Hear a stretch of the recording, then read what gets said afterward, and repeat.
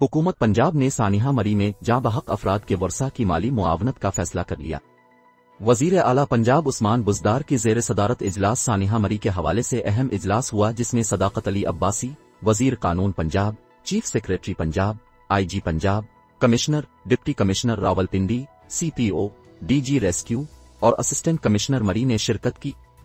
इजलास में जाँ बहक अफराद के वर्सा की माली मुआवनत का फैसला किया गया है। जाँ बहक अफराद के वर्सा के लिए 1,76,00,000 रुपए की मंजूरी दी गई है। इजलास में एडिशनल चीफ सेक्रेटरी होम की सरबराही में आला सतह की इंक्वायरी कमेटी बनाने का फैसला किया गया है। कमेटी सानिहा मरी में मुमकिना गफलत के मुर्तकिब अफराद का तयन करेगी।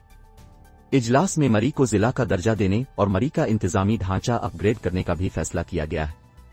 एडिशनल डिप्टी कमिश्नर और SP को फौरी तैनात किया जाएगा। ट्रैफिक जाम होने की वजूहात बनने वाली सड़कों के छोटे लिंक्स तामीर करने का फैसला भी किया गया है।